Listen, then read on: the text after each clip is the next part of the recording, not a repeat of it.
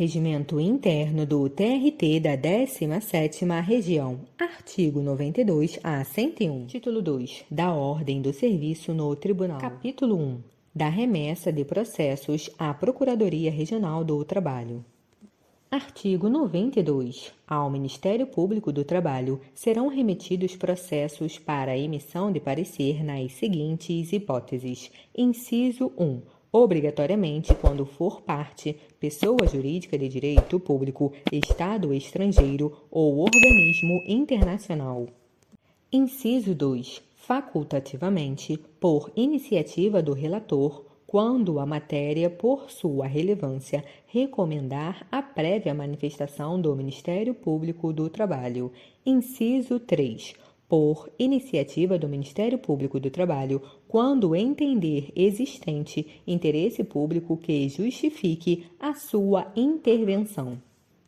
Inciso 4. Por determinação legal, os mandados de segurança em grau originário ou recursal, as ações civis públicas em que o Ministério Público do Trabalho não for autor, os dissídios coletivos originários, caso não exarado parecer na instrução, e os processos em que forem partes ou interessados menores, incapazes, índios, comunidades e organizações indígenas.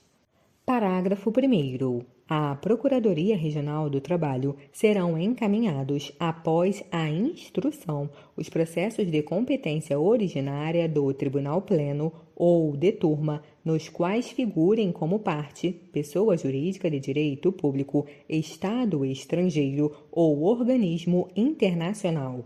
Parágrafo 2º. Serão remetidos à Procuradoria de imediato, após a autuação, os recursos em que figurem como parte as pessoas indicadas nos incisos 1 e 4 deste artigo.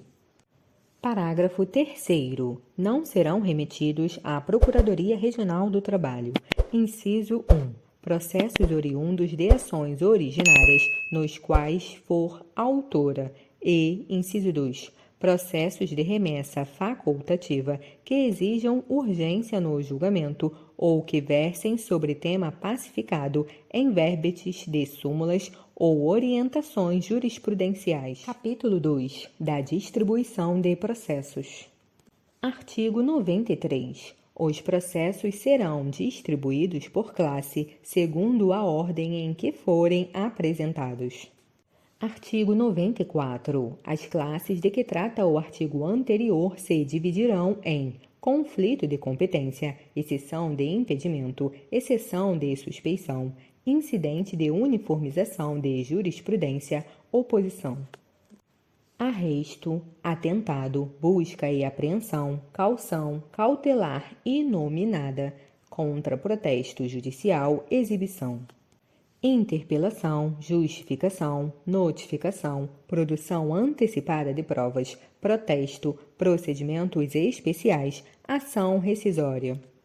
Embargos de terceiro, restauração de autos, habeas data, mandado de segurança coletivo, suspensão de liminar ou antecipação de tutela, ação anulatória de cláusulas convencionais. Dissídio coletivo de greve, agravo de instrumento em AP, agravo de instrumento em RO, agravo de petição. Agravo regimental, recurso de multa, recurso ordinário, reexame necessário, habeas corpus. Artigo 95. A distribuição dos processos ao relator far-se-á mediante sorteios eletrônicos de forma online, com disponibilização simultânea das atas de distribuição, observada a igualdade no número de processos para cada classe, dando-se preferência aos casos previstos em lei. Parágrafo 1º. A distribuição far-se-á por magistrado semanalmente, excluído aqueles oficial e regularmente ausentes. Parágrafo 2º. A análise dos impedimentos e suspeições será feita previamente à distribuição, com base nos memorandos enviados ao setor competente pelos desembargadores, com certidões respectivas nos autos. Parágrafo 3º. A declaração de suspeição ou impedimento superveniente do magistrado será feita por despacho nos autos ou oralmente em sessão. Parágrafo 4º. A distribuição dos processos de habeas corpus, mandados de segurança, bem como daqueles com pedido de liminar, será realizada imediatamente, em caráter extraordinário, com remessa imediata ao gabinete do relator, observado o horário limite de 19 horas, sendo vedada a inclusão no sorteio de magistrados oficial e regularmente ausentes.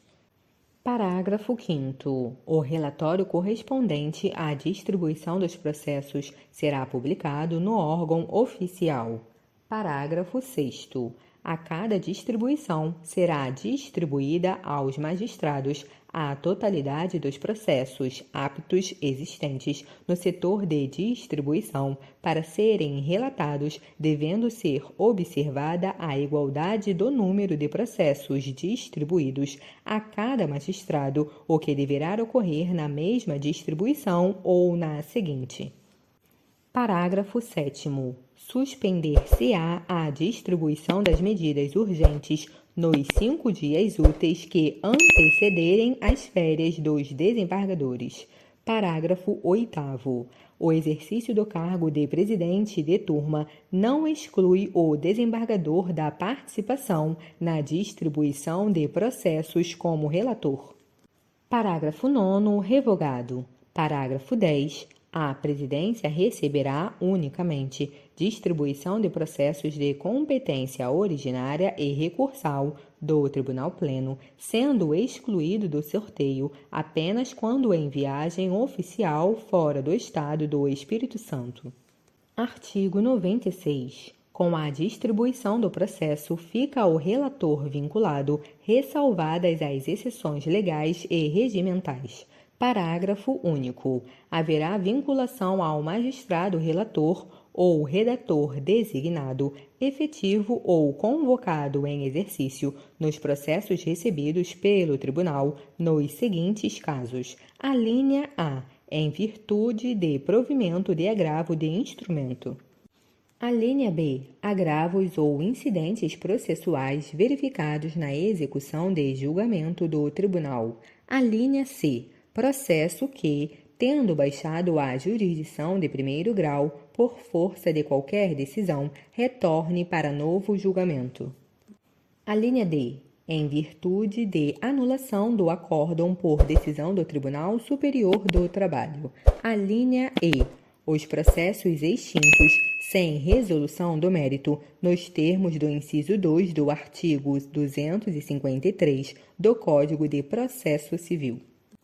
Artigo 97. Com a distribuição dos processos, o relator ficará vinculado, independentemente de seu visto, exceto nos casos de afastamento por licença médica, superior a 30 dias, quando haverá redistribuição mediante compensação.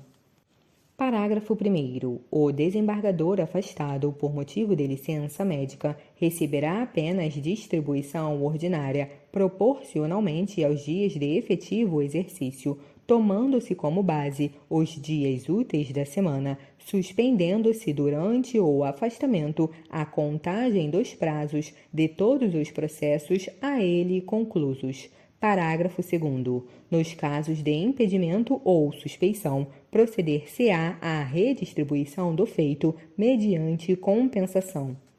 Artigo 98. Proposta a ação, o presidente do tribunal a distribuirá na forma deste regimento, excluído, quando for o caso, o desembargador que tenha atuado como relator no processo em que proferida a decisão rescindenda.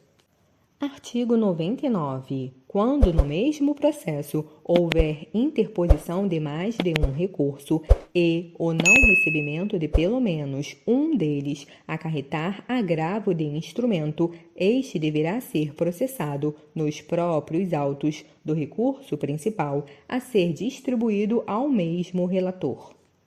Parágrafo 1º. Após o julgamento do agravo de instrumento, os recursos principais serão julgados simultaneamente. Parágrafo 2º. Igualmente será processado nos autos principais o agravo de instrumento quando na ação originária tenham sido julgados totalmente improcedentes os pedidos. Parágrafo 3º. Se provido o agravo de instrumento, tenha ou não sido processado nos autos principais, lavrar-se-á a certidão e publicar-se-á a data do julgamento do recurso principal. Parágrafo 4º. Julgado o recurso principal, será lavrado um único acórdão que consignará também os fundamentos do provimento do agravo de instrumento, fluindo, a partir da data de publicação do acórdão, o prazo para interposição de recursos.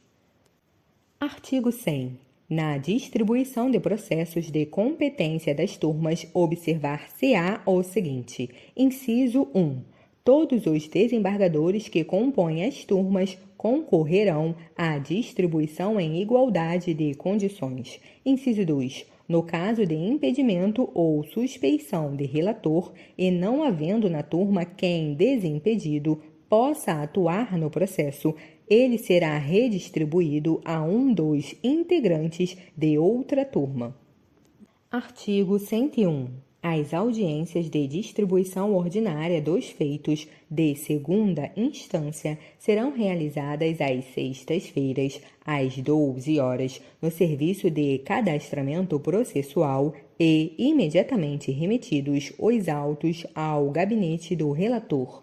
Parágrafo único. Quando a sexta-feira não recair em dia útil, a distribuição será antecipada para o dia útil imediatamente anterior.